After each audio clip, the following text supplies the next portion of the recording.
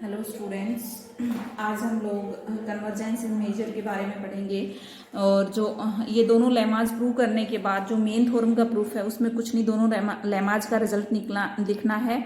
और जो condition G x is equal to f x है, किसके लिए? एफ के लिए। एक्स एफ में बिलोंग करेगा तो नॉट इक्वल्स टू किसका सबसेट हो जाएगा? उसके कॉम्प्लीमेंट का। तो मेजर क्या हो जाएगी? Less than del. आपको यही प्रूव करना था। नेक्स्ट है कन्वर्जेंस इन मेजर। क्या होता है कि कोई भी मतलब फंक्शन है, मेजरेबल फंक्शन है, वो कन्वर्स मेजर में कब कन्वर्स करेगा, इसका क्या मीनिंग होता है? तो एफ एन कोई फंक्शन है, मेजरेबल फंक्शन की सीक्वेंस है भाई। F n with the sequence of measurable function is said to be converse.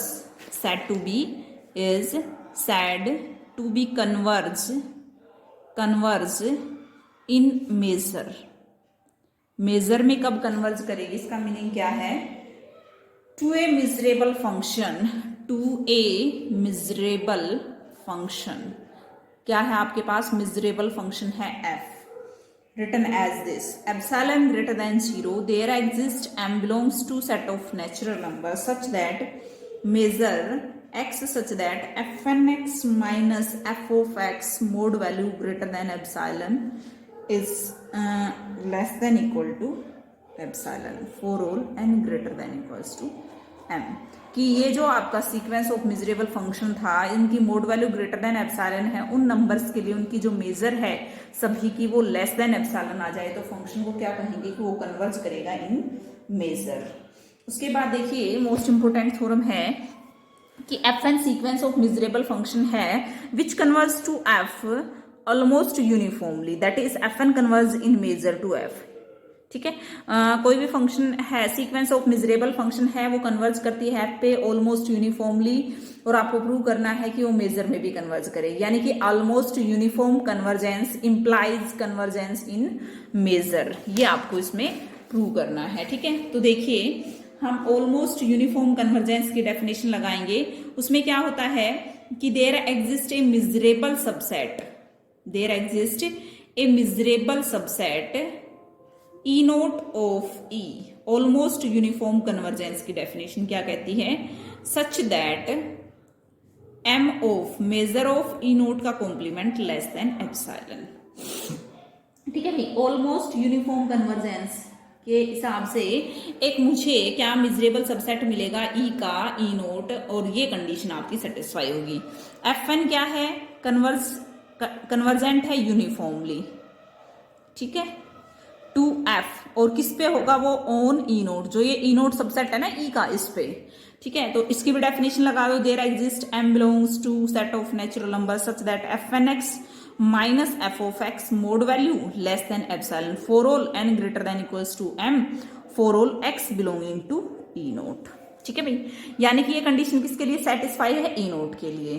For all n greater than equals to m, और ये कंडीशन जो क्या? F n x minus f of x, ये greater than epsilon हो जाएगी कब? किसके लिए? देखो ये लेस देन एप्सिलॉन तो किसके लिए है? ई नोट बिलोंग। अगर मैं इसके कॉम्प्लीमेंट का सबसेट बना दूं तो हो जाएगी, बिल्कुल भाई सही बात है। ठीक है, तो ये क्या हो जाएगी आपका? ई नोट का कॉम्प्लीमेंट।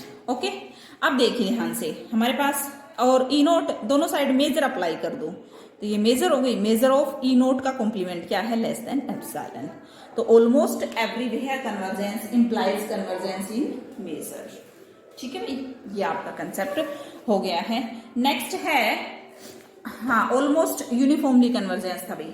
अब नेक्स्ट आता है almost everywhere convergence implies convergence in measure. ये हम किसके हेल्प से करेंगे? इगोरोस थ्योरम क्या कहती है? Almost convergence implies almost uniform, है ना। वो कहती है, इगोरोस थ्योरम कहती है कि ऑलमोस्ट एवरीवेयर कन्वर्जेंस किसको इंप्लाई करता है? Almost uniform. और ऑलमोस्ट यूनिफॉर्म कन्वर्जेंस किसको इंप्लाई करता है? कन्वर्ज इन मेजर को। But converse need not be true. अगर कन्वर्स इन मेजर हो तो जरूरी नहीं वो ऑलमोस्ट एवरीवेयर कन्वर्जेंट हो। ठीक है, उसके लिए आपने यहाँ पे एक ऐसा फंक्शन डिफाइन किया, एफ एन एक्स ये लिया, 1 इसके लिए, और अदरवाइज के लिए आपने 0 लिया। ठीक है, तो इसके लिए आपके पास क्या आ जाएगा? M this f n x greater than epsilon is equal to 1/2t less than 2/n। ठीक है। अब इस पे n टेंड्स टू इन्फिनिटी करेंगे तो 0 को टेंड कर जाएगा। x belongs to this fn(x) has the value 1 for arbitrary large value of n, hence fn(x) does not converge to 0 for any। लेकिन हम fn(x) की बात करें इसके हिसाब से तो क्या आ गया, 0 पे कन्वर्ज कर रही है, लेकिन हम इसके हिसाब से अगर बात करें तो लार्ज वैल्यू इसकी बढ़ाते जाएंगे तो आपके पास क्या आएगा, वो 0 पे कन्वर्ज नहीं कर पाएगी। ठीक है। For fn(x) has the value 1 for arbitrary large value of n, तो क्या दे रहा है, 1 दे रहा है, 0 तो नहीं दे रहा, तो ये आपके पास क्या होगी, ऑलमोस्ट कन्वर्जेंस नहीं होगी। ठीक है। उसके बाद है नेक्स्ट थ्योरम है एफ फ्रीज थ्योरम। क्या कहती है कि fn be a sequence of measurable function which converge in measure to f, then there is a subsequence fn k, then there is a subsequence fnk of fn which converges to f almost everywhere। ठीक है भाई, इसमें करना क्या है आपको, सबसे पहले हमारे पास क्या दे रखा है, fn कोई सीक्वेंस है मिजरेबल फंक्शन की, कहाँ कन्वर्ज करती है, मेजर के अंदर। ठीक है। और अब मेजर की डेफिनेशन लगा दो, क्या कहता है मेजर की डेफिनेशन, कि भाई आपके पास ये कंडीशन होल्ड करेगी क्या, कि measure of x such that fn(x) minus f of x modulus value greater than, इसमें देखो एप्सिलॉन कोई फिक्स नहीं है क्योंकि एप्सिलॉन एक छोटी क्वांटिटी है, यहाँ पे हम ये 1/2 के रखा, कोई दिक्कत वाली बात नहीं है। For all n greater than m की बजाय हमने क्या ले लिया, n के ले लिया। ठीक है। ई के डिफाइन किया है इसने, ई के किसको बना लिया, ई के सेट जो है वो बनाया है इसके अंदर, ई के है such that fn(k) x minus f(x), क्योंकि हमें एक सबसीक्वेंस ड्रॉ करनी है ग्रेटर देन 1/2 के, ई के डिफाइन किया है भाई, यानी कि n की जगह पे हमने इसके अंदर n के पुट किया, उसको मैंने ई के डिफाइन किया, और जो a डिफाइन किया है वो इंटरसेक्शन t1 से infinity and union of E के 1 से इन्फिनिटी।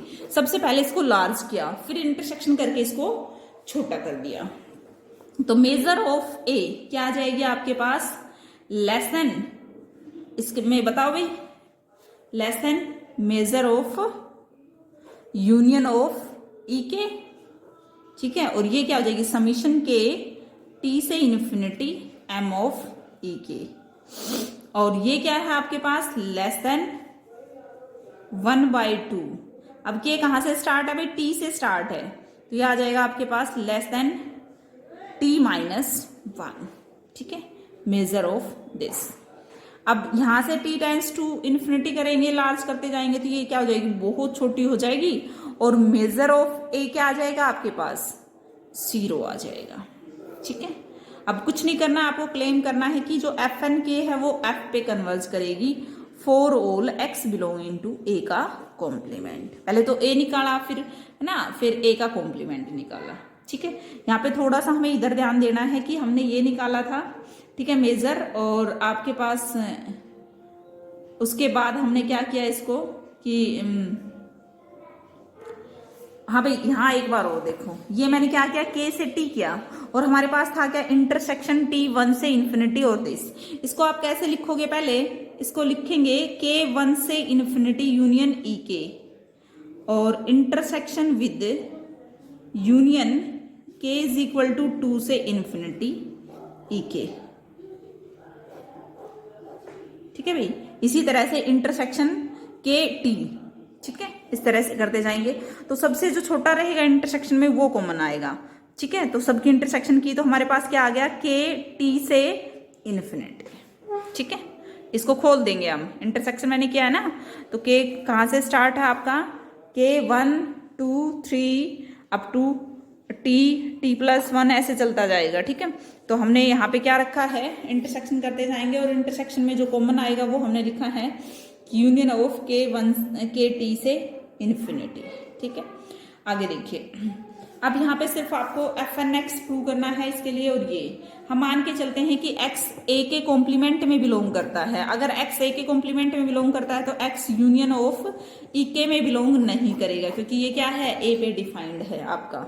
ठीक है। देखो ये रहा, देन fn(x) अगर यूनियन ऑफ ई के में डिफाइन नहीं करता तो ई के को देखो ध्यान से, ये है ई के, है ना, इसमें अगर कोई चीज बिलोंग नहीं करती तो वो क्या आ जाएगी, लेस देन आ जाएगी, बिल्कुल आ जाएगी, क्योंकि वो ग्रेटर देन इक्वल टू है। तो fnk minus f of x less than 1/2 के मीन्स कन्वर्ज कर गया, ऑलमोस्ट एवरीवेयर। ठीक है भाई। अब ये छोटी छोटी थ्योरम्स हैं, एफ एन एफ पे कन्वर्ज करता है, जी एन जी पे कन्वर्ज करता है, दोनों का सम बिल्कुल आपको स्टेप बाय स्टेप दिया मिलेगा। बस क्या है, दो फंक्शन है तो epsilon by two, epsilon by two, जब उनको मैक्सिमाइज करोगे तो प्लस आ जाएगा एप्सिलॉन दोनों का। ठीक है, इसी तरह से नेक्स्ट है, तो भाई आज हमारी